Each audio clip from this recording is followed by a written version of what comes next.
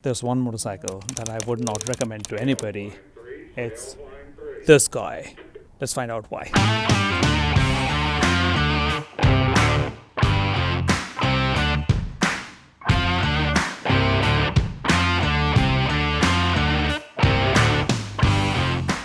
I love motorcycles, and it is difficult to find a motorcycle that I do not recommend. This is one of them, the KTM Super Duke R Evo. It is not because it is a bad motorcycle, it's not because it is not powerful enough, it is not because it is not strong enough, it is because I care for you that I do not want you to buy this motorcycle.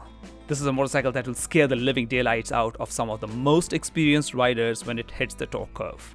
There's literally a bike that does not even need the front wheel. You can go from Canada to Mexico and back on the rear wheel alone.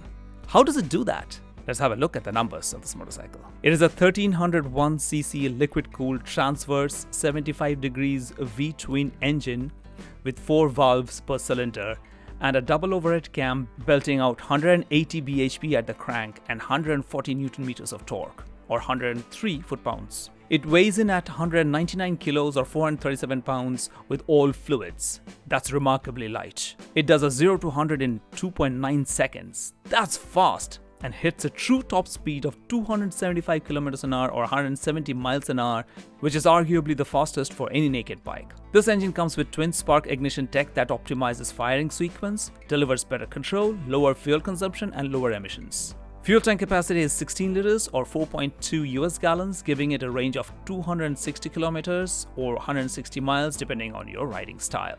The 6-speed gearbox comes mated to a mechanical slipper clutch that opens up during aggressive downshifting and prevents rear wheel locking.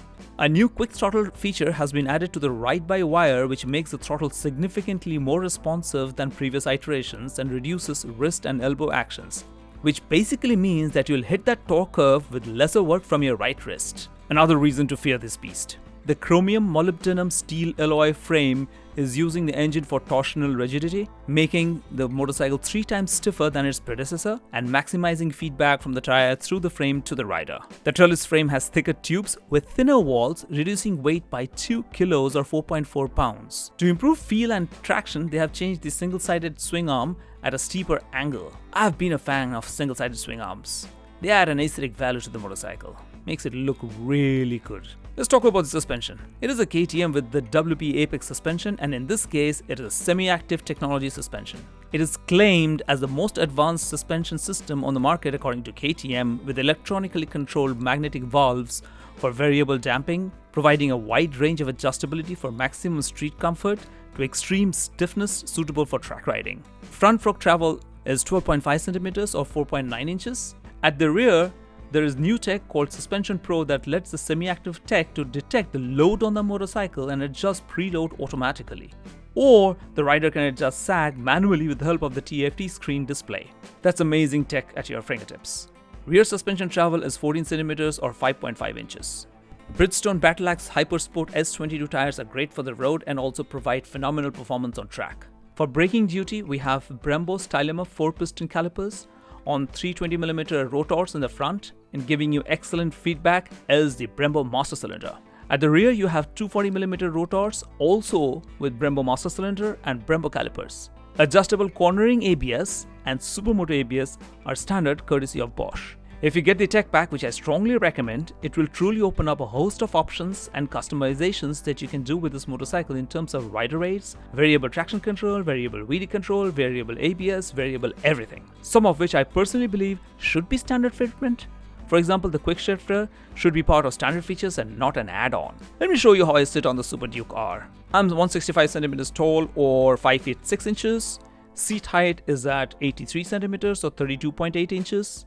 Just perfect for someone my height, as you can see that my feet are comfortable on the ground, at least on one side. But that does not matter.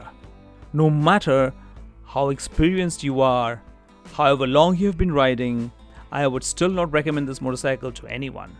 No matter how comfortable you're sitting on this bike, this machine is not on the right side of sanity. Of course, you can tame this beast, but that is not the point. The point is, I want to take responsibility of what I say, and this is what I have to say.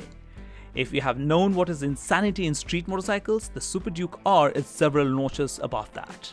You buy the KTM Super Duke R at your own risk. I do not take the responsibility of what this bike does to you or you do to this motorcycle. You operate it at your own risk and peril. The KTM Super Duke R is the most insane piece of machinery that I've ever ridden, and that is why I do not recommend it. The price of the Super Duke R Evo 2022 in the USA is $19,599, plus taxes and fees. That price justifies the fact that it is probably a worse beast than most superbikes. In fact, there is no superbike that is priced in that bracket unless you're looking at pure race spec'd out superbikes.